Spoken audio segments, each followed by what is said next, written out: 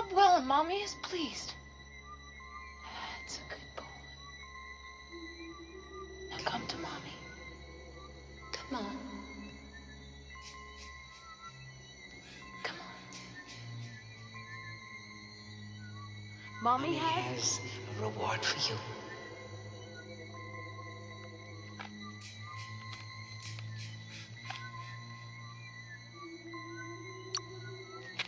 Jason, Mother is talking to you! Undocking. Jason, Mother is talking to you. Come on. Come on. That's my boy. Come, kneel down. That's a boy. Kneel down. Kneel down. That's my good boy.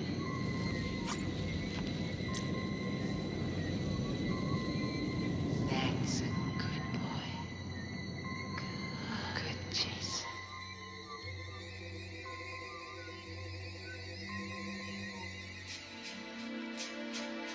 Warp drive active.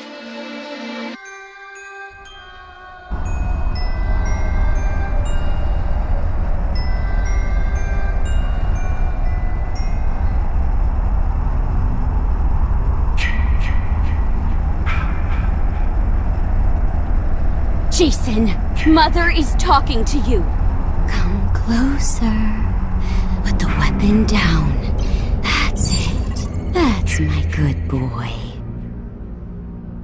Jason, Mother is talking to you. Put the weapon down and come to Mommy. That's a good boy. That's my Jason. Jason, Mother is talking to you.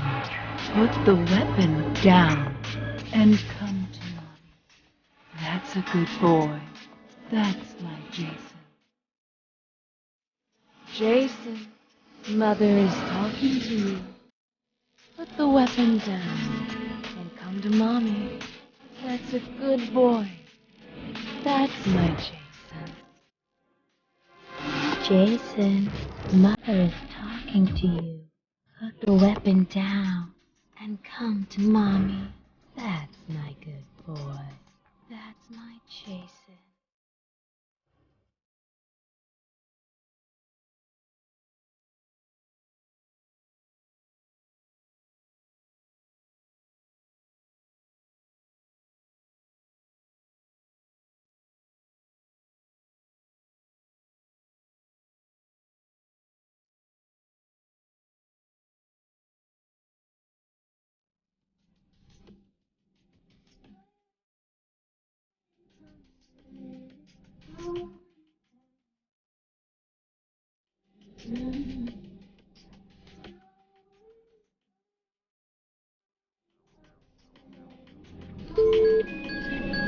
This is New Eden.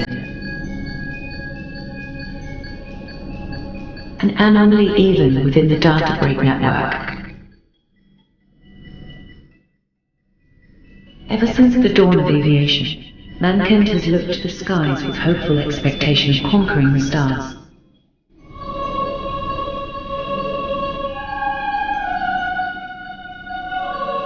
Beyond the remnants of the shattered gate, a universe of impossible splendor lies among an endless sea of stars.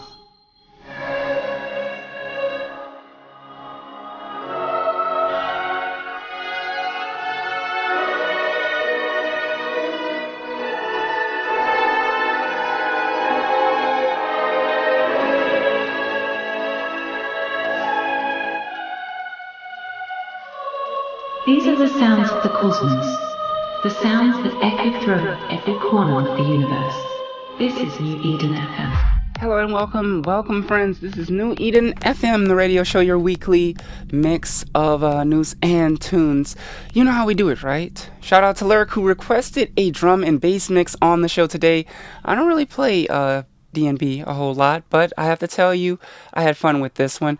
This is Maestra behind the decks today. Amy's got this one off alongside New Eden's multi-bodied personality, Alondria of the Galaxy. How are we today, sweetheart? Most of us are functioning within established parameters.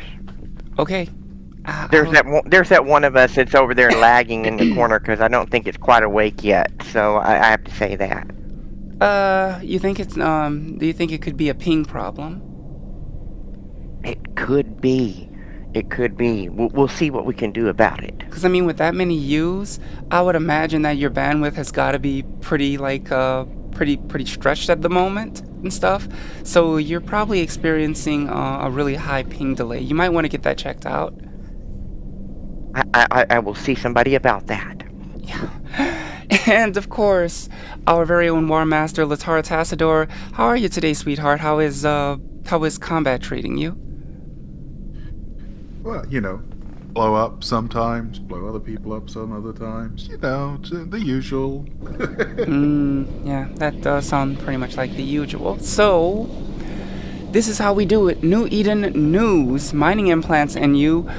What's it like to get warp disrupted by a missile, the carrier design project, and more?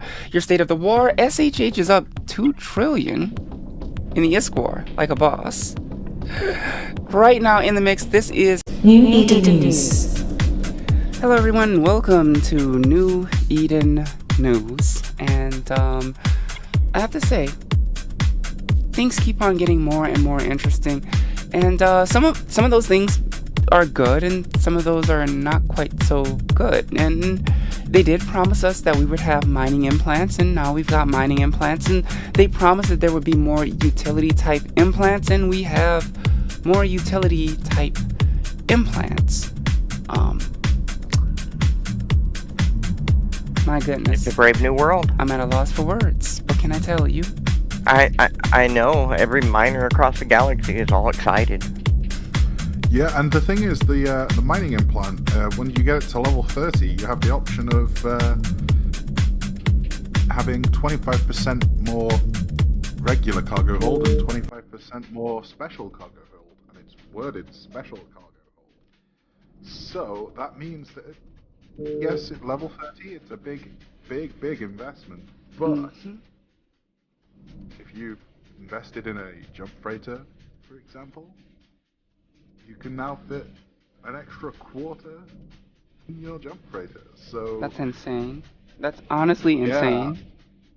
That's I mean, insane. I know of someone who also invested in one of the fancy golden age nano core, 10 point something light years. It's ridiculous, whilst also carrying 25% extra in both his holds. So wait, wow. But doesn't that only it's one or the other, not both of them? No, because it's a nano core. Oh yeah. Oh my god. That gives him the jump range, and it's his implant that's giving him the 25% extra. Fantasy 7, if you remember, I believe that those of us that played it during the PS1 days, that game had like 5 discs, maybe 4. I don't remember. But, I mean, if you wanted all the stuff in it, including legendary weapons and stuff, you grind it. If you wanted better gear and the legendary weapons, you grind it. For that special materia that you wanted, you grind it. So, I mean, it is a grind fest. And I think that it's kind of nice because, now, I haven't checked it yet, but is there a way to buy these implants direct, the way that it was when we first got implants? Because that part there I thought was kind of bad. There are lucky boxes. Oh, god damn it. There are lucky boxes, again. That makes my head hurt, actually. Because when there's no alternative, it feels better when you earn it. So I'm pulling up the store, right? So There's always a You have to figure caveat. out how to come up with 2 million splendid coupons. oh yeah, you're not Considering getting a each capital. 10-hour quest. You're not getting a capital nano core without spending some real money. It's always yeah, like I so- hate so- how they always do that. Yeah. I hate how they find a way to get money out of capital nanocores one way or another. Something that should actually just be in the game. Even if it was a grind fest to get it, at least give people the opportunity to earn it if they don't want to spend, hundreds of dollars on a core. Like, come on, guys. It's a mobile game. Yep. Now, I know that They you are the want money, first but come nanos on. They are the first nanos for the versatile attack ships, though. So the Visago Anaconda, Villain, and Astarte. Which means they were must-have, which means there are going to be whales who are plucking out their credit cards and plunking down whatever much it takes to get it. So yeah, but for the average pilot, there is something interesting in that store called the IP Supply Chest for a mere 3,000 splendid coupons. You can get 500 IP. That's actually pretty good. That is actually pretty good. That's lucrative. That is lucrative, and considering for a 10-hour one, if you do it and match it all, you can get 5,600 and something. It puts it within range of an actually pilot. Also, they do have the Voyage frigate nanocore, because you can get frigate, destroyer, cruiser, battleship, and faction battleship. Now that one's 60,000, and you can actually get it, and it is not only for regular ones such as Condor, Atron, and Slasher, but you can also, it's for Worm, Daredevil, Garmor, Venture, and for Astero. So there's actually a faction frigate core for 60,000 you might be able to grind out. Which is a faction awesome. Frigate pilot. But the interesting thing about these things is that there's something I don't understand now. There is a main attribute called nanocore micro eject, and I can't find any documentation on what it actually does. It's what it does is it gives you basically immunity to webs for 10 seconds and increases your speed by 200%. So if you are a succubus pilot, you really want it. If you are a faction frigate pilot, you really want this. Yeah, I mean, I've seen a lot of people saying it's one of the best nano cores you can get for a succubus. Honestly, for a daredevil as well. Again, it's a really good core. And of course, I wanted her to have a nightmare. And since you're only going to do this one thing with that clone, it's easier to go. Yeah, I'm gonna pick up railguns on this one. So it's railguns are a pretty good machine, and given that the Serpentis cores or the Serpentis line of ships uses railguns at their core, it's definitely a very good investment. There are some nice laser ships, admittedly, but those railgun ships are always tempting. So if you can get skills in both, then I would definitely suggest getting skills in both, especially if you're jumping into one of Tama's armor fleets. Yeah, I mean, lasers and rails almost give you the most options, because there's two factions that use rails, two factions that use lasers. I mean, I have... Actually adds warp disruption. Now, that's not to be mistaken for warp scrambling, which turns off a micro warp drive. Warp disruption will, however, stop you from being able to get your ship out of a nasty little encounter. And right now, I would imagine that both the FCs and SHH, or the Demolition Coalition, as well as the Crab Coalition, are thinking about all the mischief they can get into by simply putting a single missile launcher on their ship, just one. So the new missile plan, it's basic skill. It's first thing you unlock before upgrading it at all is warp jammer strength. Like, it's a little nuts. People are gonna I think that improves as you level up. People are gonna put one of those. People are gonna put one damn missile silo on their ships just so that they can use that. Not even. I think it makes things like the Raven, Striker, and the Typhoon 2 actually viable, at least in smaller numbers, in large operations or even small gatherings. This guy was sniping a special capital fleet rally point with a 250-kilometer Raven. Oh yeah, it's kind of nuts that you can do that with a subcap, right? Yeah. 250 kilometers. It'll take you some time, the but sniping implant, the tornadoes and the carriels, that's insane as well. I've seen people be able to actually have upgraded their implant enough, and they've set their fit up for heavy range, that they're actually able to shoot further than the lock range. That's crazy. Wait, but the lock range in this game is what? Like, isn't it 1,000 kilometers? Yes. No. YouTube video art didn't happen. YouTube video art didn't happen. Ask Santi. He's got some screenshots. Santiago's a big purveyor of the sniping implant on the Oh tornado. my gosh. This dude's been killing people at 600, 700 kilometers. It's absolutely hilarious. That's brutal. That's crazy. That is so brutal. Oh my gosh. Oh, speaking of brutal, let's circle back to the mining implant, because that mining implant has cargo hold self-destruct protection. It says when that branch is selected, the mining enhancement activated, a large-scale explosion will occur if the ship is destroyed. Its damage and range are affected by the ship's max hull hit points and signature radius. So basically, if you destroy a miner, it explodes and it might kill you. That's absolutely bloody brilliant. Oh my gosh. That is so... Oh man. So, miner hunters, But here's the thing. beware. Here's the thing. And what I want to know is if there's going to be a really, really cheeky person who I mean, these, well, actually, I mean, the people who, I would have to look at a jump tree to see if you can do the cargo hold thing and this, but, I mean, imagine a jump freighter that you think you're going to destroy, and you destroy it, and it wipes out your entire fleet. Dude, because so many think about hit catching points Aurora that the damage radius was just insane. Dude, the I Oracle know. is Aurora tanky as now hell. Yes, if somebody sits on their Oracle, it may be Oh my insurance that gosh. you basically have to destroy the Oracle at a distance with a capsule fleet. Otherwise, if you circling it, anything in an explosion radius dies when it dies.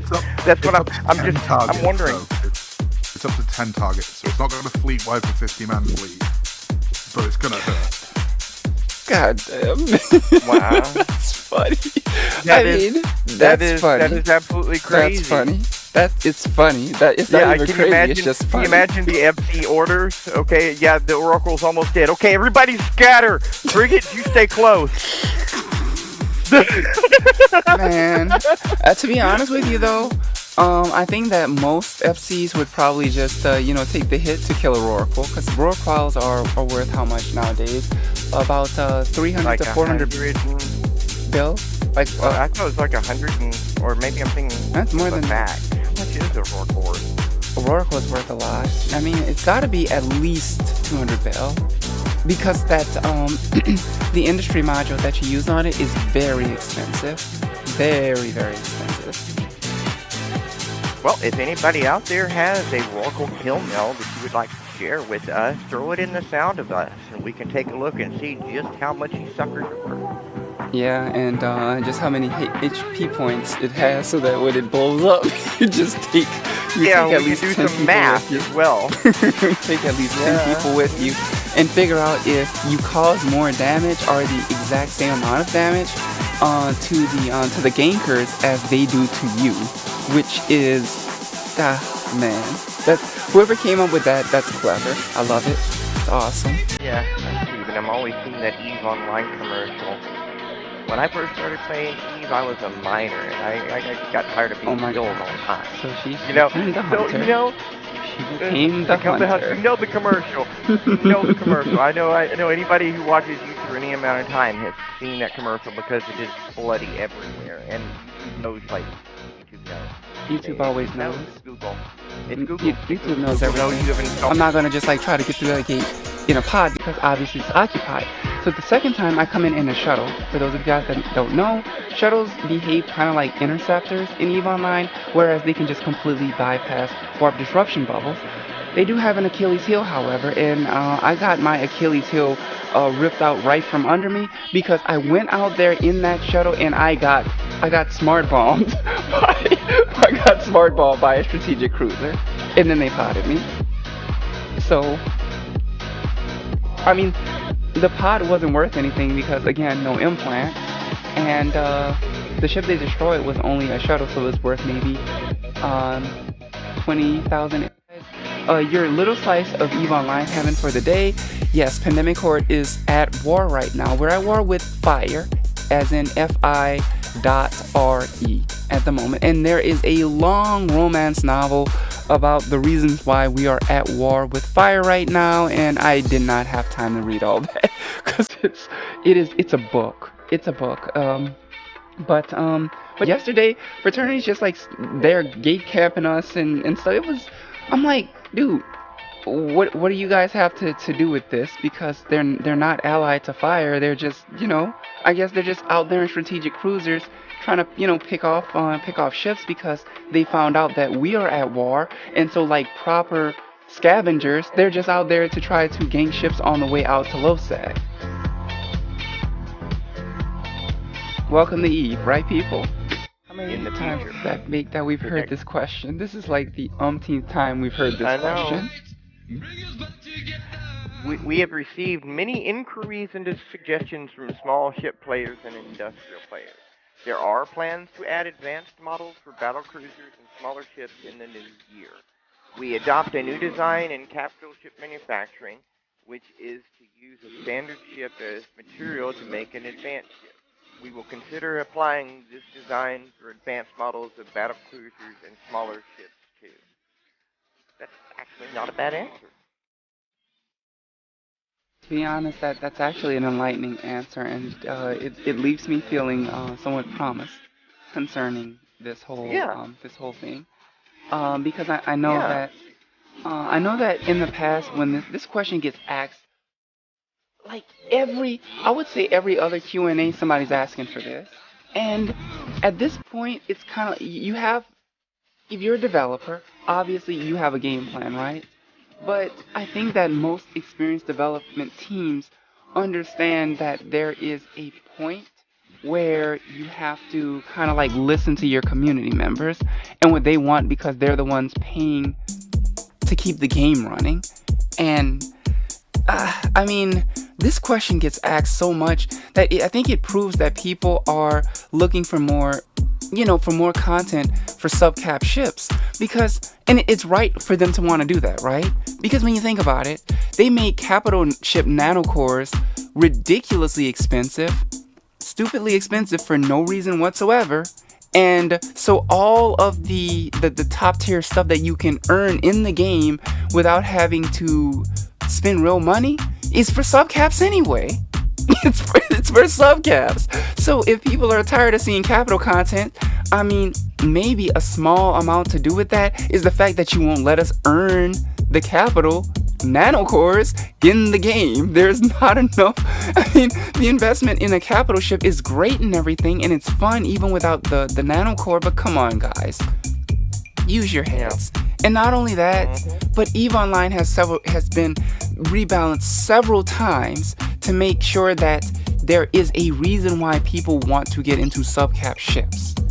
It's been rebalanced several times so that, capital ships have their place in the game, and they're big, they're fun, everyone loves them, but then there's a reason why people are still out there and they're using tactical destroyers, because these ships are really, really good for standardized fleet combat. They're really, really good. In fact, our skill tree, the primary skill tree, requires that you can pilot an assault frigate in Pandemic Horde. And they're called on a lot, by the way. Wow. They're called on a lot. Oh, cool. Assault frigates? Oh, yes. Oh. Yes. The PvP pings? Assault frigs. Nice. Millennium Scepter fleets here. Yeah, something like that, only a little bit more balanced, because interceptors are just what their name suggests. They're interceptors. They're used for blockade running and scouting.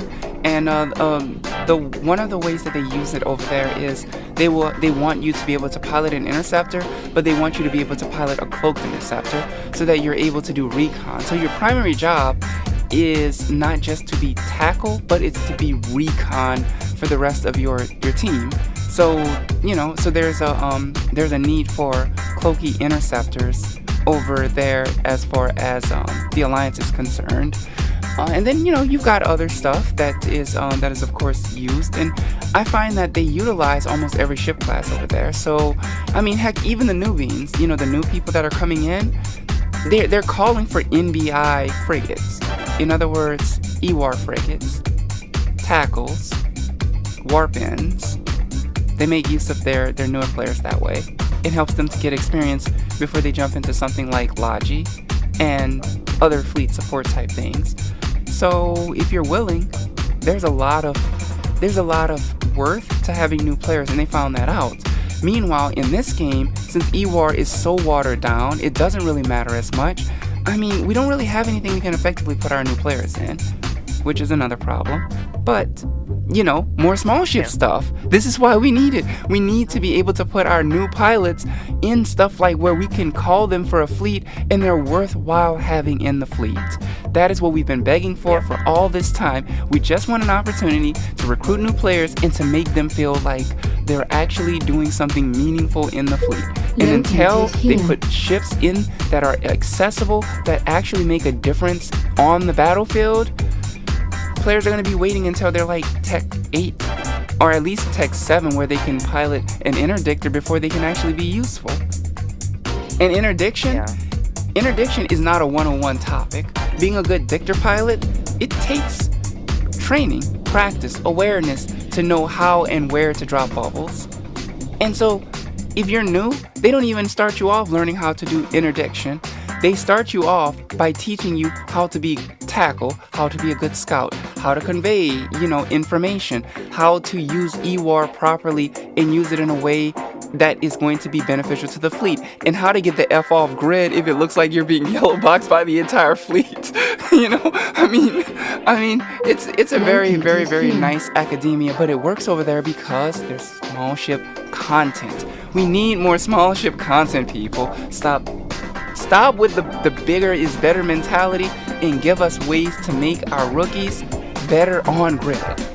And two good answers in a row. I'm stunned. I came into this expecting industrial penetration, and I'm coming away. This is your Eve Echo State of the War report. Everyone, and welcome to the Eve Echo State of the War. And this week's State of the War is, of course, as most weeks, brought to you by Echo's Moby. That, of course, is Mario's bot, and that is pretty much where we are ascertaining most of the data that we have concerning this war. So send lots and lots and lots and lots and lots, and when you think you've sent enough, send some more love to Mario Pinterman, who is working day in and day out trying to squash bugs. He was actually up earlier today. He made a post over there talking about how the bot was crashing a few times and things like that. So he's a very busy guy as far as trying to keep the bot rolling and running and so on and so forth. So make sure that you send him lots and lots and lots and lots of love. Now, as far as this war is concerned, it is shaping up quite interestingly, since SHH has decided to include the work that their mercenaries are doing, as well as their present work into it. They have pulled ahead 2 trillion ISK. Now, that is not 2 billion ISK. They are 2 trillion ISK ahead in terms of the ISK war, which is absolutely incredible. Now, some of these kills are, well, as sad as it is and embarrassing as it is to say this as a member of Crabco, due to the negligence and foolishness of some of our pilots who decided that it was okay to undock a dreadnought by themselves in VFK. I don't know how on earth they thought that that was going to end well, but it is what it is, right? And SHH took advantage of it, and you can't hate on them for that. So right now, in terms of total kills, you are looking at 11,845 for the Demolition Coalition. You are looking at 10,842 for the Crab Company, which is being updated in real time. Grand total on the Demolition Coalition side of 11.7 billion ISK. Actually 11.8 billion ISK if you want to just go ahead and round that all nice. Trillion. Oh, trillion, sorry. Trillion ISK. If you want to go ahead and round that up, it's trillions. We are in the trillions of ISK. Forgive my mistake. And on the Crab Company side, you're looking at almost 10 trillion, but right now it's just shy at 9.8 trillion ISK. Either way, we have broken 20 trillion ISK in damages. And, I mean... That's a lot.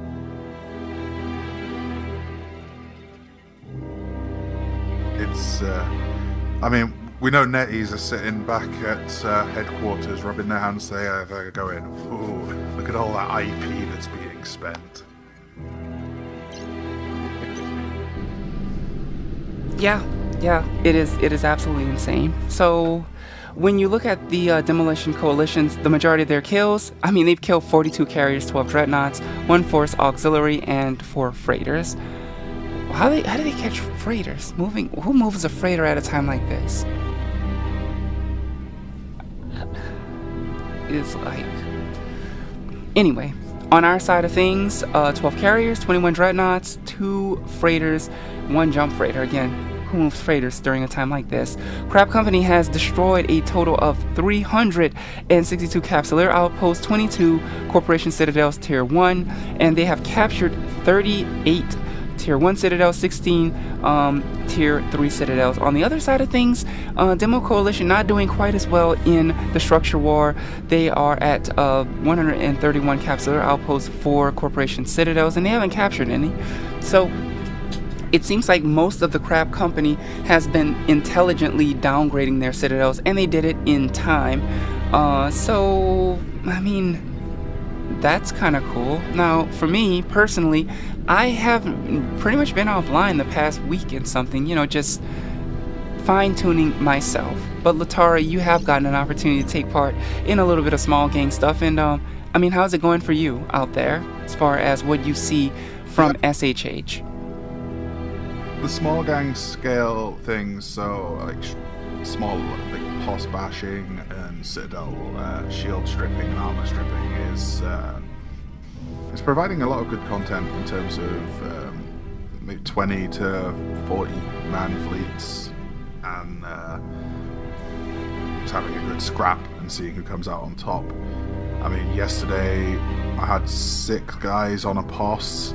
They Silence brought, I think, about 10, and we managed to kill the POS. We did lose a decent chunk of our fleets to the response fleet, but objectives secured, and we killed more than we lost, even when you take ignore the POS that died. But like realistically, it's still fun. Like, you know, on the small scale things, like I'm not a fan of massive blob warfare. Like, I take part because I'm expected to, so I take part. But it's not where I enjoy the game. Like myself, I've also taken a couple of days off the north and been fundraising because my personal IP reserves were getting a little low. But I'm back on top now and should be back at it this weekend after the radio, and we'll see how it goes. Yep, I was pretty much. I think that the only fleet that I took part in this past week was Thomas' fleet when we went out there on Sunday, and man, that was one hell of a response. It's like every SHH member that was near or even maybe just like, well, they were formed up for. Because they thought that we were going after their citadels on last week, which we had elected that we weren't going to do it. Everyone knows that currently they are hell camping VFK, and it's just, you know, it is what it is. It's a fair tactic. I'm not going to hate on them for doing that, and so it's been. Let's just put it this way. I remember getting my ass kicked. I mean, I took a few frigs with setup and everything. The fleets on, I believe it was yesterday, it was like a 6 a.m. CTA, which I missed because I did not go to bed until like 4 o'clock, like any good DJ, right? Working the weekends. It doesn't work out well for me. On Saturday morning, that CTA, we took, I think, about half of Vale. It was about 20. My gosh. 20 citadels in total that we were attacking. We killed, I think, 10 or 11 T1s and captured about 6 or 7 T2, T3s, and then also defended 12 timers that we took last week. That's insane. That's absolutely insane. But I mean, I knew it was going to be an all-hands CTA, and I really had to kind of make an intelligent decision to try to figure out. Okay, so I've literally been up all night at the club. So am I going to make it through the entire CTA? If the answer is yes, then stay up for 2 more hours. If the answer is no, then you're probably going to kill me on a gate because I'm going to fall asleep at the keyboard. So. Oh, and that's never a good idea, especially in a fancy T10 ship. Yeah, well, I mean, usually when we have those all hands CTAs, I typically end up flying either a Guardian, which is a Tech 10, or a or a battleship, which is probably going to be a Tech 10. And either way, if I get popped, it's probably like a 2 billion ISK repair bill. So I try to avoid flying when I am not entirely lucid, which is in my best interest. It's in everyone's best interest, because I've gotten killed off gates by like falling asleep on gates before. It's not something I enjoy, admitting, but it's something that does happen. And if you play this game and you're like super tired or whatever, especially if you're doing a critical role like FCing, you're doing shot calling, you're doing anchoring, it really screws with you. So, the better answer is don't do it. Or if you're going to do it, let someone else lead and just back them up while they're doing it. But parts of the war that I've gotten to take part in, it's been reasonably fun. So I guess that's good. And I'm actually just checking out the Sound of Us where Devastavia. Yesterday the fleet was 12 citadels destroyed, 8 captured, citadels defended, 7 citadels in toasted, masterwork of planning. Okay, yeah, brilliant. And the fleeting tire yesterday would have been a bad move. We had to be nimble to get to all objectives. See, damn dude. You see, I would have definitely gotten killed off a gate. I would have definitely gotten killed off a gate yesterday. In the crabs, we had to form. I think we formed in 3 separate locations and converged on the objectives from 3 different directions, and then eventually, once the defense fleet from fire had been annihilated, I mean they formed, I think, about 100 guys to our 500. I mean, I was a bit surprised to see no backup from the rest of their coalition, but I mean, it is what it is. Wait, hold on, what? I believe they didn't request help, so they got none, which is fair. It happens, and that basically says to me that they're happy enough to lose the Sov. So I mean, damn. So sounds like communication issues on that side. So basically, while all of fire was, oh my gosh, forgive the term, being burned to the ground, SHH was nowhere to be found. Really? And by the way, I wasn't trying to make that a rhyme, just so you guys know. Like I said, we don't know if fire called for help. I would assume if they called for help, they'd have got help. Yeah. So it's a case of I'd assume that they were happy enough to lose the Sov, or they've already written it off after coming into the war. I mean, it's what we've told our allies to do. It's consider your Sov already dead, and it doesn't hurt when you lose it. Pretty much. But the fire, they formed up some guys. I mean, maybe they hoped we wouldn't form as heavy as we did. But pretty much once that defense fleet was knocked out, we were able to spread all our fleets among the citadels that we were taking. The fleet I was with, we ended up calling for backup, got sent just a single squad from someone else's fleet just to cap the citadel so we could complete the job a bit earlier. Yeah. It was for us in the armor fleet, we didn't get any action at all. I'm sorry. I mean, it happens. We're used to it at this point. It was in a bad time zone to actually get a fight, so okay. It was kind of expected when we formed. Because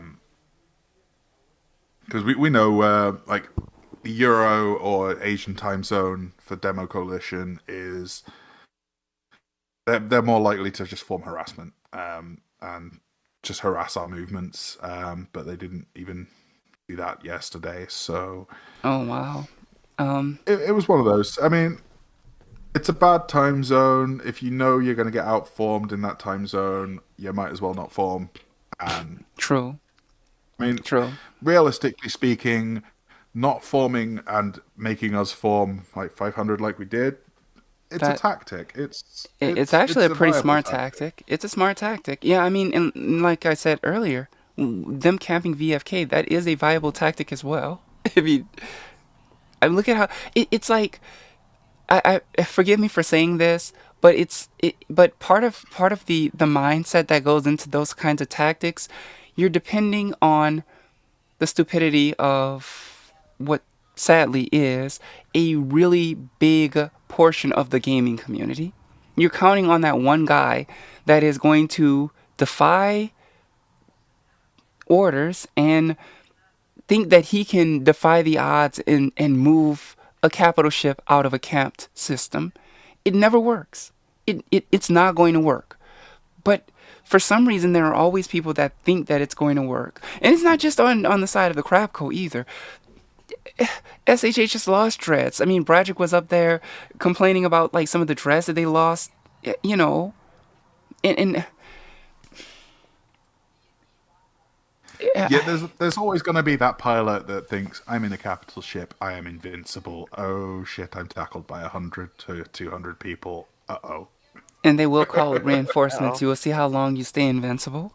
Mm-hmm. So Oh yeah. it's man, oh man. But I mean, with SHH, I can understand them wanting to write off some of that stuff. I mean, defending at this point, it is a tedious endeavor.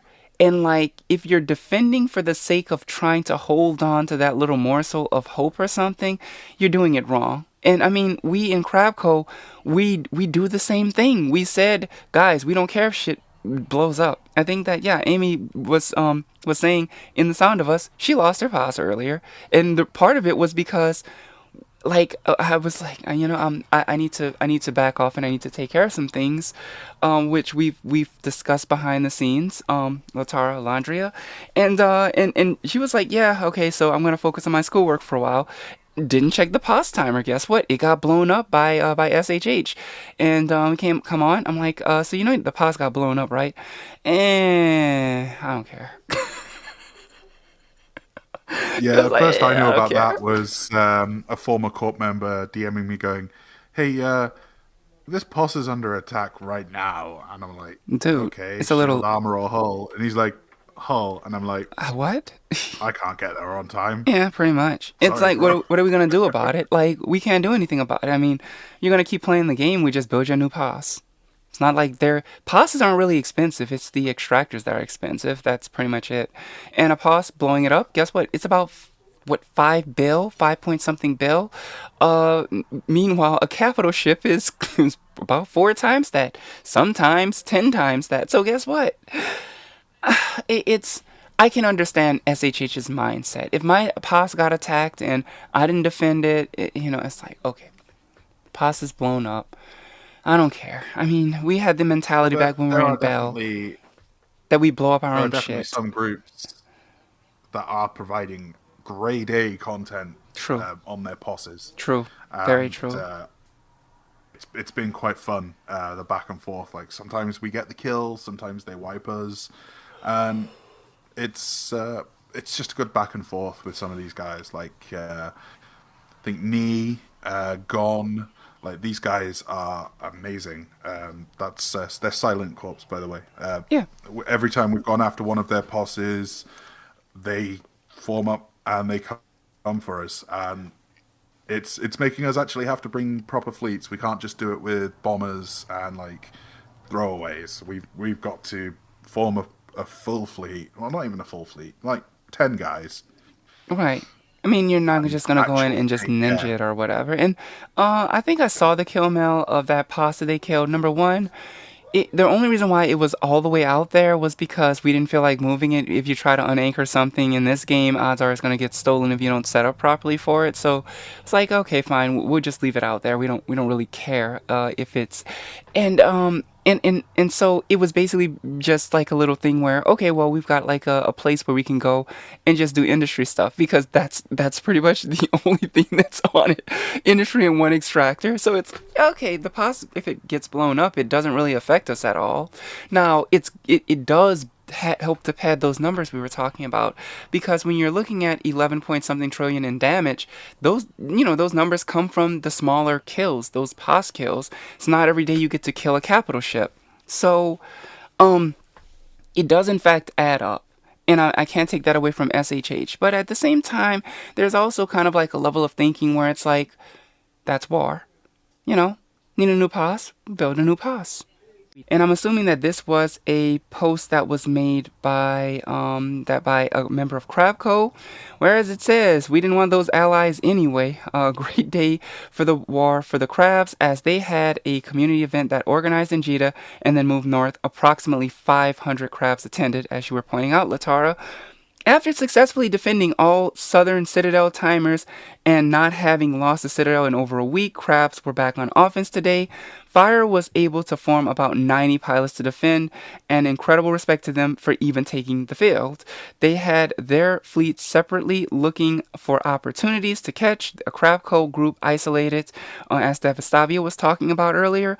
But both fire fleets were wiped completely before finding any space. Demo and SHH were a complete no-show, having not pinged a CTA to defend their ally or their own Citadel timers in the north. Across Branch, Tenno, Tribute, and Vale, all objectives were secured. 8 previous in-toast citadels were defended by Crabco. 7 new citadels were in-toast by Crabco. 12 more citadels were destroyed. TLDR, this was the largest single loss of SOV by the Demo Coalition in a single day since the war began. There were reports that VFK was intermittently bubbled while the rest of the north burned. Those are not my words. Of course, I'm just reading I'm reading the statement from Reddit, but ouch, man. Yeah. Oh yeah, it was a big day in terms of offense for us, and there may not have been much in the way of actual fighting going on, but the taking of territory is a big deal for a lot of people in this game. So it makes a difference. It tells the crab pilots that we're keeping on, we're keeping up the pressure, and realistically, your labor is not in vain. Yeah, realistically. Now, in terms of the silent perspective, I mean, the silent and demo perspective is they're very focused on the ISK war, and rightly so. I mean, they're winning it by a significant margin. 2 trillion is not a small number. I mean, no, but I still laugh. I kind of like laugh at it. The way that it all shaped up. They were losing the ISK war for a while, and then they started to include their mercenary groups after the fact, which, that was kind of meme worthy. I don't hate SHH. I think that it was fair for them to have done that in the beginning, and the gap would have been significantly wider had they done that from the beginning. Just want to point that out. No hate on SHH for just doing what they had to do, but at the same time, it was the timing that made the whole thing just kind of a meme. And I still remember this Reddit meme that I saw where a guy was like in a hot air balloon, and he's like, I can't get any higher. What does he do? He cuts off the sandbags, and like the sandbags are adding mercenary kills to the list. So, I mean, from one perspective, you can kind of like laugh at it and so on and so forth, because that part was meme worthy. But also keep in mind that SHH would have been, very, very, very far ahead in the ISK war if they had just counted those from day one. So, kudos to them. They've got a full coalition now, not just SHH. They do have the they do have the Demo Co, and they are, it's being summed up. It's all being summed up, and I think that it's it's a good thing. It is a very good thing. We can see what they're really doing. 2 trillion is not a small number. 2 trillion that's a lot of work. To be honest, I've said it to MJD himself, and we had a bit of a discussion in DMs a couple of weeks ago, and obviously from his point of view it's silence never breaking, and in my point of view it's, well, we'll see when we see, and it's one of those, and it's a difficult one. Like we felt in Gen that Gen wouldn't break, and Pantheon felt that Pantheon wouldn't break. So it we'll see when we see. I do applaud Silent for their tenacity throughout this war so far. I mean, they've lasted longer than GenFed and Pantheon under this pressure. Oh, for sure. And I think they're doing a great job, and we will see if it pays off and when it pays off. So I think that's the neutral way to say it. I think it's the best way to say it, and I mean, obviously, I fight on the side of Crabco openly, but I think most people that know me know that when it comes to like how I post on Reddit, when I post on Reddit, and of course how we do things on this show, I try to be as neutral as humanly possible, mostly because I think that the game of war itself is the content. It's not about who won the war. It's or who is winning this aspect of the war. I'll leave that for the politicians and propaganda officers to work out. But on that subject, the subject of the propaganda war on Reddit, an interesting little event that happened that's worth mentioning. I believe on last week it was Tommy, who is known for being a very, very, very wordy propagandist of SHH. He was given a temporary ban by Kerensky because he had posted something of a meme of it's a well-known meme in the Chinese culture to a small extent. I won't completely, but it was kind of sort of a nasty little. It might have been seen as something that might have been insulting, depending on what culture you are in the world. As I explained on Reddit, when Michael JD was debating how this particular thing is a known, it's a known type of political propaganda in all areas of the world and such. The reality of it all is that we play in a game that is completely. It's a huge ecosystem of people that have different ethnic beliefs, races, creed. We have everything. People all over the sun, under the sun, play this game, and most of us have someone representing most of the free world in our alliances or corporations or whatever, and they make up our community. And so there are people who are not very educated in Eastern culture, right? And so they might see certain things that the Chinese do or say as kind of like, well, that was an extreme insult. But the truth of the matter is, the Chinese have a very specific way of insulting people. It's the reason why when they make some of these insults, it's something that we consider to be inappropriate in our way of life. But for them, when they talk about each other, it's completely appropriate for them to say the things that they're saying. Either way, because this is a multicultural game, you have to be very careful about what you do and what you say. And Tommy's propaganda, was it ethnically wrong? No, probably not. But was it seen as offensive by certain members of the community? Yes. And so it got him a temporary ban from Kerensky, who, this is the first time Kerensky as a mod over there on the Echoes Eve Discord has done this. Well, it cost a huge ruckus because he banned an SHH member, and it was like knights riding in. Beck, of course, comes in, and if I'm not mistaken, Beck lifted the ban, and Michael JD defended the prospect of what happened. Now, Tommy, it is worth mentioning that Tommy himself had a sit down, a talk with with Kerensky concerning this situation, and he was actually very sporting about the temporary ban. He wasn't like permanently banned, it was a temporary ban, and I feel like Beck might have actually done more to hurt the situation than help it, because the subreddit is supposed to be considered to be a place where, yeah, you can shitpost, but for the most part, it's supposed to be a more unbiased. When you're a mod, you're supposed to be unbiased, and I think that Tommy was taking it really well, like he should have been, and I think that Beck intervening may have made this as more of a, well, we did it because he's a silent member, rather than we did it because we didn't find it to be correct, or we didn't think that Kerensky doing it was right. So now it's this thing where everyone used to have this formulated opinion that the subreddit is completely controlled and owned by Silent, right? Where that might not be the case. I've gone over there plenty of times. I was welcomed over there by by Michael JD.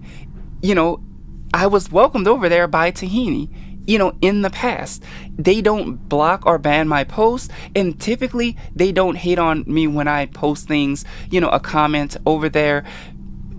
So I don't see it that way. I see it, you go over there to the subreddit, it's cool. I'm cool with Tommy. I've had good conversations with the man. He's alright, in DMs. I just don't think that it was necessary for there to be intervention, because I think it just makes it look bad. Doesn't matter whether it was right or wrong, the fact that you overturned a mod's decision for a temporary ban and then unlocked the post, that could be seen as favoritism. And I think that that was not the wisest move from a purely political standpoint.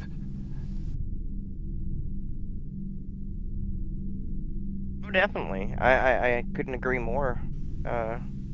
But I feel playing devil's advocate, the other side's going to say that that he shouldn't have been banned at all. But that's the problem with moderation, and whenever you've got somebody who's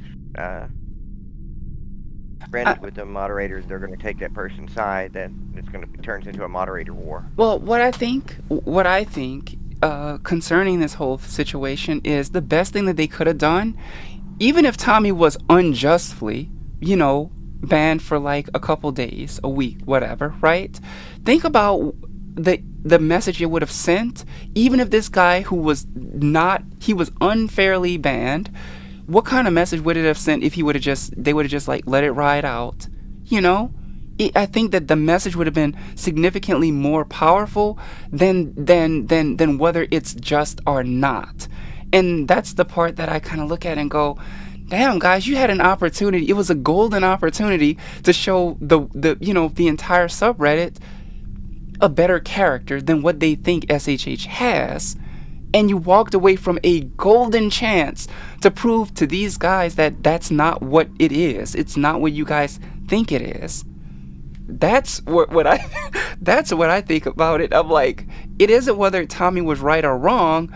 It's the fact that you guys missed out on a chance to show that you can be fair and unbiased. And if a mod makes a decision, you will stand by that, because the decision to do what is right and to keep a solid moderation team is more important than whether you like a person or not. In fact, I think that moderators, if someone is going to make moderation against someone, it probably should be someone that's unbiased. I mean, it's how we conduct the radio show. It has to be done from an unbiased standpoint. But it is as it is, and the decision is going to. I don't know. As far as I'm concerned, I don't have any problems on the subreddit. Neither from Tommy nor Bradrick, whom I didn't have the time to reach out to with the panel of questions, but I will be reaching out to him. I'm going to try to do that for next week's show, where on next week, because we are celebrating the Lunar New Year, I would like to hold a battle royal for you guys, which is something we wanted to do on Christmas Day, and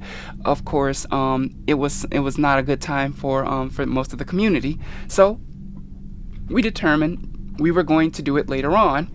Well, I would like to do a cruiser battle royal. So what we're going to do for you guys on next week, we're going to host a battle royal. And you can use cruisers that are, number one, not faction cruisers, because we don't want anyone to have what seems to be an advantage.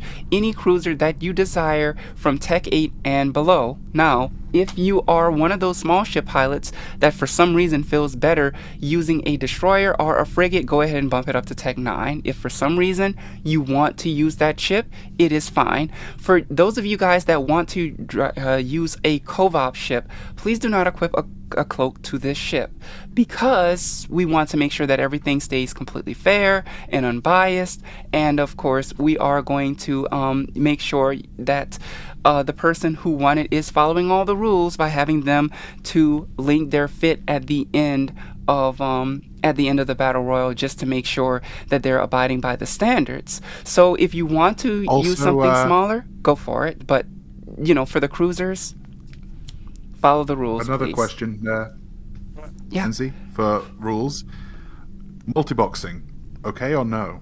You probably shouldn't multi-box. No, don't multi-box. Please don't multi-box, because I know you would. You would, Latara. You would probably multi-box. Not even that. It's some people will. It could be seen as an unfair advantage. Yeah, it could be. You get to focus fire someone down like that. Let's not multi-box people. I think solo pilot entries only, and trust me, I will know. Yeah, pretty much. So generally speaking, guys, we're going to try to keep this as fair and unbiased as possible. We're going to work out the prize pool for you and make an announcement on the announcement board for you. You must be tuned into the radio show. We're not just going to pick people up in local on next week for this battle royal. So, so tune in either via Twitch or tune in via Discord. You can run Twitch on your own Discord bots, the same way we do here. All you have to do is just take the hyperlink and post it for Hydra, so that it can stream it for you if you'd prefer to listen in on your Discord. But we need to be able to announce our winners and stuff during the show, so make sure that you're tuned in if you're going to take part in the battle royal. Let your friends know. Get out their favorite cruiser, which is Tech 8 or lower. No faction gear for this one, and if they want to use a frig or a destroyer, they are free to use a Tech 9 variant if it is what they want to do. Then again, thinking about it, I don't think that the Tech 10 interceptors are really that bad, but I think for the sake of keeping things relatively fair for our cruiser pilots who are going to be out there in Tech 8 ships, let's not make it too easy for frigates to just like waylay them. Either way, it should be a lot of fun, and we'll bring in the Lunar New Year with a bang. So here's hoping that we have people from all different alliances who are willing to stop shooting themselves or shooting each other in war to just have a little bit of fun. We'll figure out the prizes, post them for you a little bit later on in the week, and yeah, fun stuff. Fun stuff. Fun stuff. Here on the Discord just pretty much allows you to communicate with us in the sound of us. And let your friends know we're going to be having some fun next week. So get out those ships and prepare to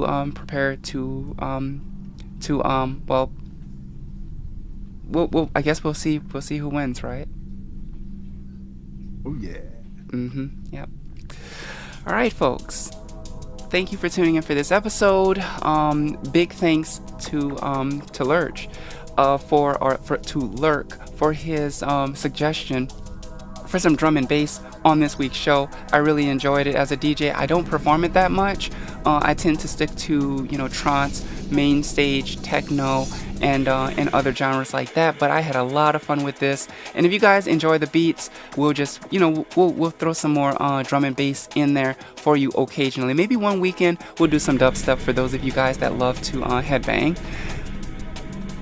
Wishing all of you some love, hugs, and kisses. Alondria, go on. And as I am contractually obligated to, as a secret CEO of the group, I must inform you to please move in local. There you go.